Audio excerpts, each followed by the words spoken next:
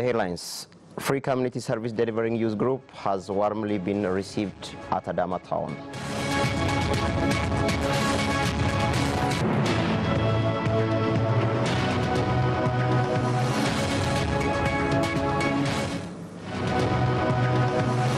And from abroad, North Korea lashes out at US diplomats over sanctions.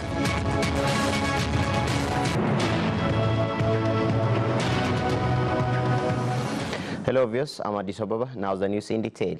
The United Arab Emirates has agreed to build an oil pipeline linking Eritrea's port city of Asab with Finfinne city, the capital of Ethiopia. This was revealed during a meeting between Prime Minister Dr. Abiy Ahmed and Rima Al-Hashim, Minister of State for International Cooperation of the United Arab Emirates.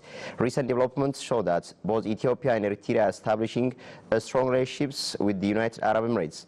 United Arab Emirates has even awarded President of Eritrea, Isaias Afwerki, and the Prime Minister of Ethiopia, Dr. Abiy Ahmed, for breaking down decades-long political standoff between the two countries and reunited the brotherly people of the two nations.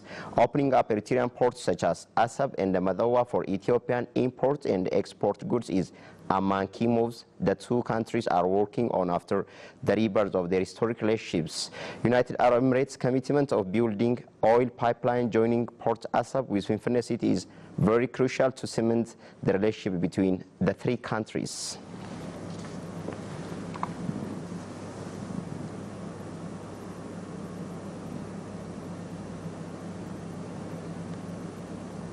The Oromia Supreme Court stated that independent court is crucial for the ongoing reform and democratization process. The court has evaluated its physical work performance. Lata Teresa has more on it.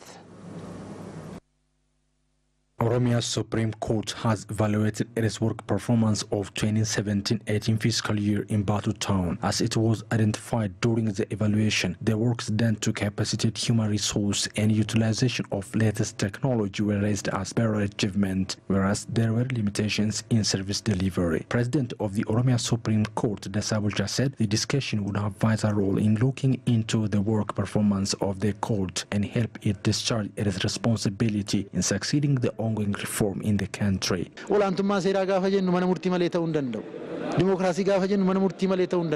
Respecting the rule of law, human rights and democratization is unthinkable without court independence. So working on this issue is a must. This way we can achieve the ongoing progress. He said judicial independence is mandatory to realize the intended change. Thus stressed the importance of leadership empowerment. We've identified and decided to work on capacity building, amending laws, changing structures, and working with other concerned bodies on various issues. Employees of the courts of the region who attended the event vowed to maximize their efforts in respecting the rule of law. We ought to be eager to bring about the required change. It is the responsibility of all to serve the public ethically. It is also our obligation to give just decision to realize satisfaction. Free Community Service Delivering Youth Group, drawn from various regions of Ethiopia, have warmly been received at Adama town, where they will spend 10 days providing multiple community service in Adama town and other towns and districts of East Shwadon. Aklilu Gabru takes up Anwar Jamal's report.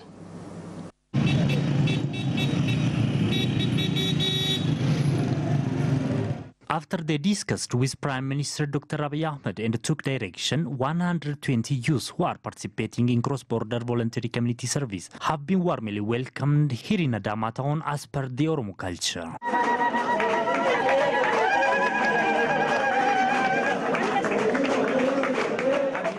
Brahana Yalew and Ubang Kumandar volunteers who came to Adama. Brahan is from Tigray and Ubang is from Gambela. They said that cross-border voluntary community service has paramount role to cement public-to-public relations.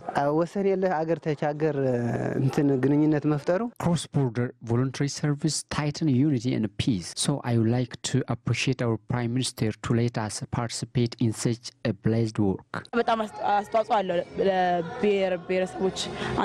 It has vital role for the unity of nations, nationalities and people. So during my stay, of 10 days here in Adama town, I am ready to provide voluntary service for the needy, learn others' culture and teach my culture, she said. Mayor of Adama town, Mesfin Asafa, expressed readiness of the town administration to provide the necessary support for volunteers. We are ready to provide the necessary support in all directions. We would stay together with a sense of togetherness and love. I'm sure you can do an unforgettable job during your stay. President of the Oromia and Ethiopia Youth Federation, Tarrekeny Abdul Jabbar, for his part, urged the youth to properly learn love of Oromo nation for other nations and nationalities and have deep understanding of the Oromo Gada system. Some youth of Adama town underscored that they are ready to share best experiences from each other. We have welcomed them by expressing our beautiful culture. During their stay here, we are ready to work with them.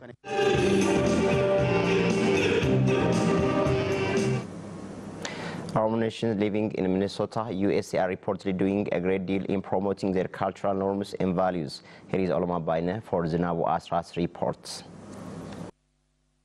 Roma diaspora community who live in Minnesota, America, say they have been exercising their culture although they are living abroad. They told OBN that they have been teaching their children values, culture and language of their country. They also say that they have been working to promote their identity to the world.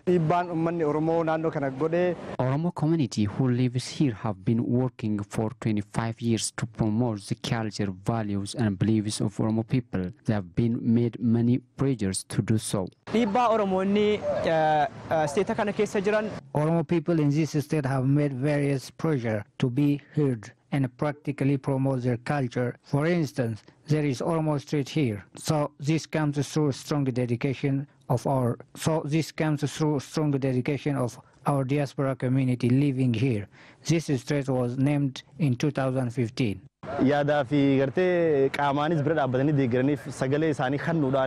Oromo community who lives here have been supporting the government in many ways. They have also voted to elect the government. That is why the government of this country heard us. They said that they have been striving not only to teach their culture, values and language to their children, but also to the white communities. I've been teaching Afan Oromo since 2013 in Minneapolis Community and a Technical College. White people and other nations have been attending it. Afan Oromo barachaa jira. Barsiisa ko Matthias Godina. I'm learning Afan Oromo. My teacher is Matthias Gudina. I'm also English language teacher. Some of my students are Afan Oromo speakers, she said.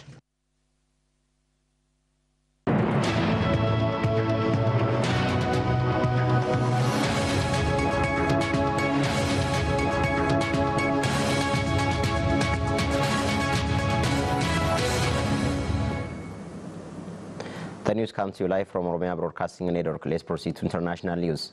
North Korea has lashed out again at the U.S. for now lifting sanctions against the country. The foreign minister said it had made various goodwill gestures, and yet the U.S. was still following an outdated acting script and jeopardizing any moves towards denuclearization. North Korea remains under range of international and U.S. sanctions over its nuclear program and missile tests. The U.S. wants full nuclear disarmament before sanctions can be lifted. President Donald Trump and North Korean leader Kim Jong-un agreed in June to work towards denuclearizing the Korean peninsula. But the details of that process remains vague. North Korea did not submit to unilaterally giving up its nuclear weapons, BBC reported.